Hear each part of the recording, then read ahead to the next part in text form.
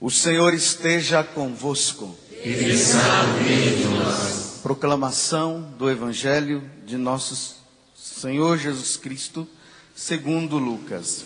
Glória a vós, Senhor. Aconteceu que Jesus estava numa cidade e havia aí um homem leproso.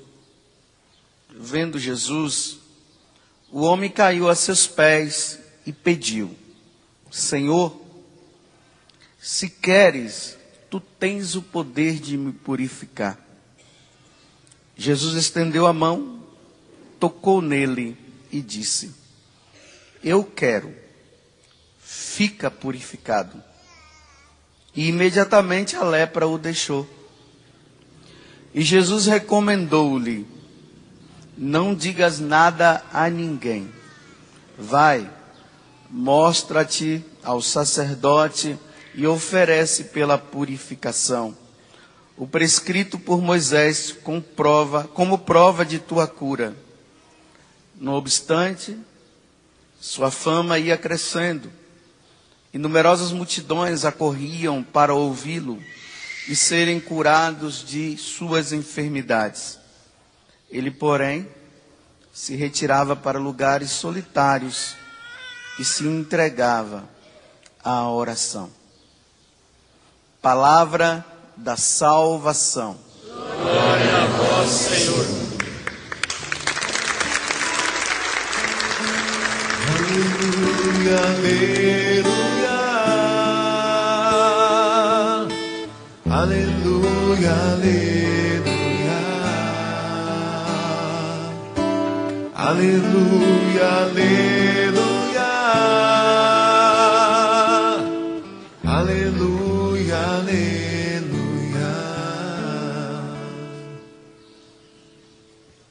Então nós vimos no Evangelho um homem leproso que aparece e Jesus vai lá e cura esse homem.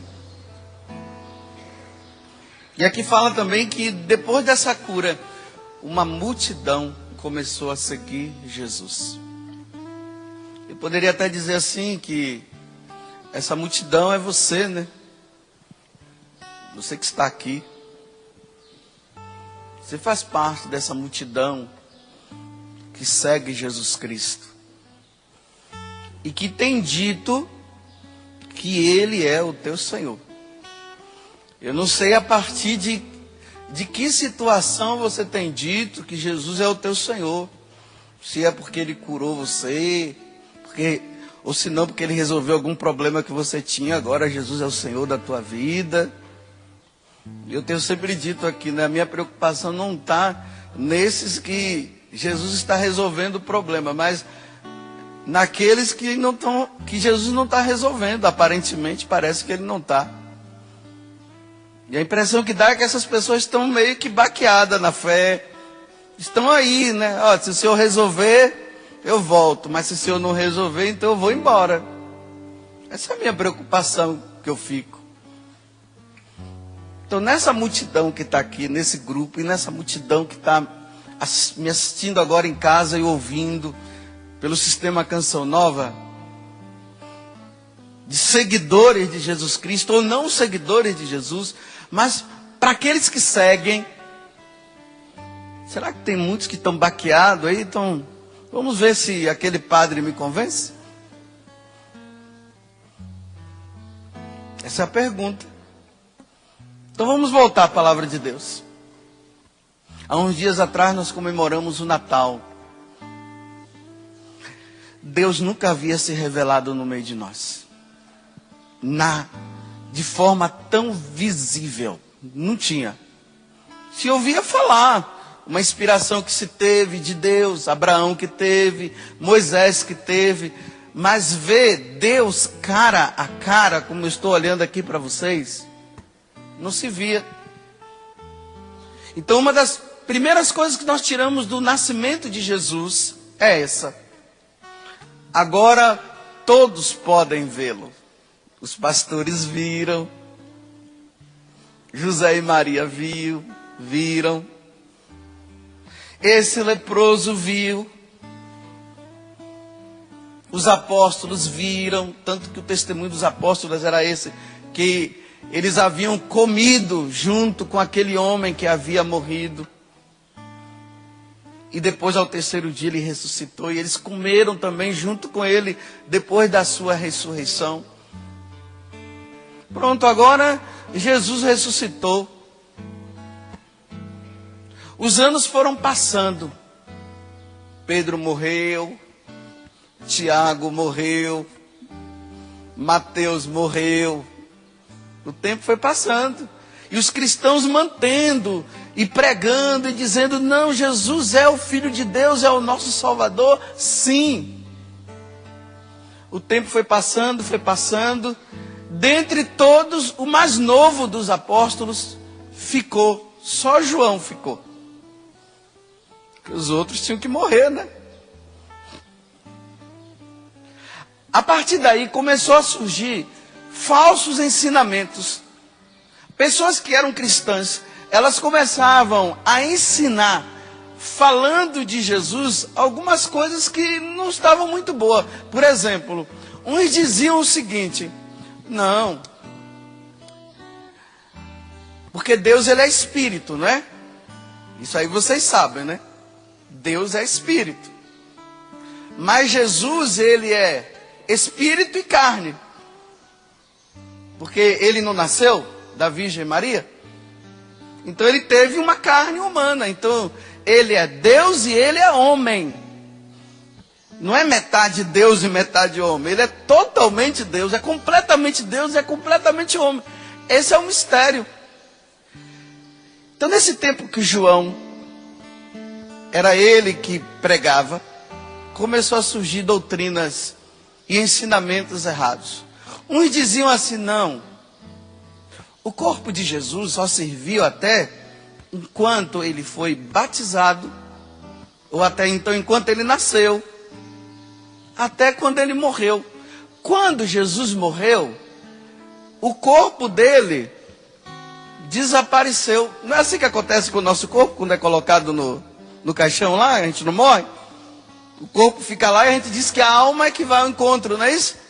Então eles diziam assim: então o corpo de Jesus não servia mais, não serviu depois da ressurreição. Tinham outros que diziam o seguinte, que realmente o corpo não serve para nada, não serve. Principalmente os gregos, né? Porque os gregos acreditavam somente naqueles que tinham grandes iluminações, grandes ensinamentos. Então a carne atrapalha. Então começa a surgir dúvidas em relação a Jesus, homem, e Jesus Deus. Então ficava o grupinho que dizia assim: não, ele é Deus, ele é divino, o corpo não serve para nada mesmo, acabou. A gente imagina quanta dúvida que ia surgindo na cabeça do povo. Dizer que o Filho de Deus, no seu corpo humano, ele é Deus? Não. Só a parte divina. Eu dou só essa paradinha para vocês pensarem. Aí vejam.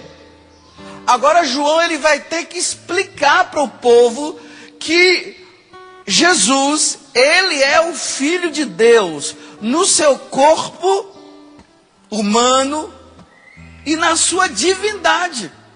Não pode se separar.